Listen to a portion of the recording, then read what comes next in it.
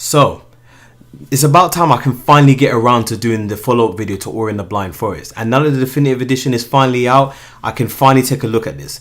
Even though it's been almost a year since I came out, and come to think of it, it's the same time as my original review. Time, man. It never seems to amaze me about how fast it goes. But anyway, Horizon Zero Dawn will be the next review, but I wanted to get this video out of the way before that game comes out, which isn't until the beginning of March, so I've got plenty of time. So you know what? And I did say I was going to make another video discussing the changes of the definitive edition, and I am a man of my word, so without further ado, let's get into this.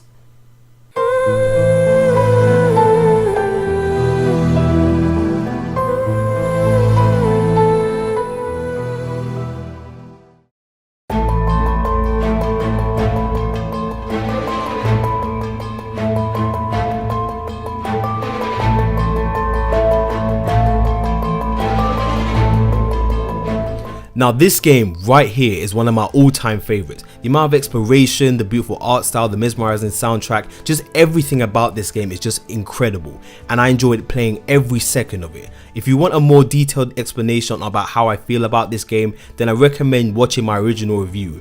I'll put a little title card in the top right corner of this video. I'm not going to be fully discussing the game itself here in this video since I've already done it previously. I'm only going to be discussing the changes that the definitive edition offers and how those changes affect the overall experience.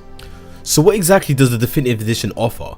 Well, everything from the original game with extra content. There's a new area for you to visit and explore called the Blackroot Burrows that shows the origins of Naru. The Blackroot Burrows itself is just as good as all the other areas. It's just as packed with unique puzzles that sets it apart from the rest, and it's connected with the rest of the forest. It doesn't feel like this random area just plastered at the end of your journey. In fact, you can access it as early as you get the wall jump. Also, this area gives you two new abilities, the dash and the light burst.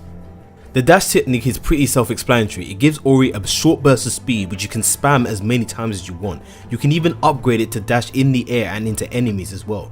The light burst is Ori's projectile attack. Think of it as a spirit hand grenade, but guess what you can now do with it? Since it's a projectile, you can now bash off of it and get to higher areas, which means for the most part, you no longer have to rely on enemy projectiles, enemies themselves, or those lanterns to get to high areas. You can now do that on your own. And it makes those moments where you think to yourself, oh, for fuck's sake, how do you get to this area? You can't get up there, a non-issue. And I absolutely love that. These abilities are so useful and it makes the overall experience much greater.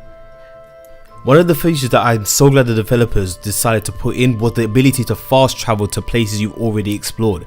If you watch my review, I mentioned that I absolutely hated having to go all the way back to places that I've already been to just to get the remaining energy and life cells. That was the slowest part of the game, but now you can transport to different locations using the spirit world spread across the forest.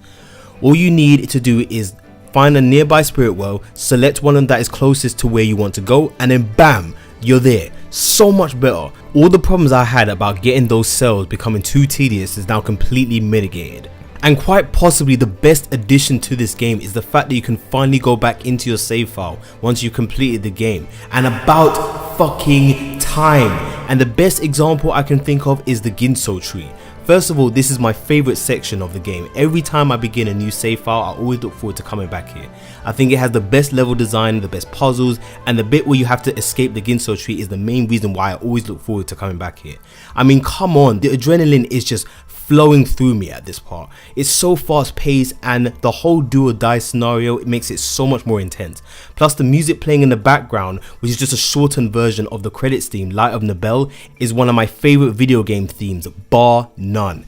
And the cherry on top is the sound direction of the substantial amount of water trying to engulf you if you make a mistake. This just makes this part so much more immersive. Now here's the part that pissed me off about the Gingo Tree, in the original game that is. You see that energy cell right there? In the original game, if you thought to yourself, I'll just get it later, I don't need it now, you'll soon find out that after you escape the Gingo Tree, there's absolutely no way of getting back in. Meaning if you didn't get that energy cell, you can't get it.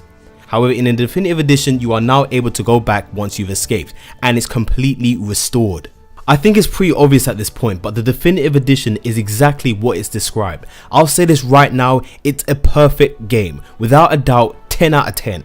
combine my initial experience with, you know, the gameplay, the soundtrack and all that, combine all that with the features added here and the improved mechanics, this is hands down one of the best games that I have ever played. The quality is just too much to ignore here.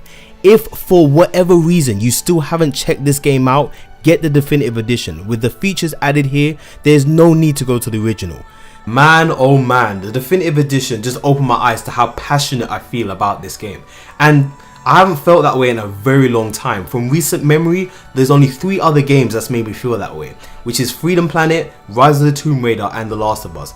And before I forget, I just wanted to mention that Thomas Marlowe, the CEO and lead game designer of Moon Studios, actually watched my original review and commented on it and pretty much told me that all the stuff that I critiqued on was fixed in the definitive edition. And I've just got to say, first of all, not only did I use my coupon to get the definitive edition on my PC, but I also, because I loved it so much, I ended up buying the limited edition physically as well.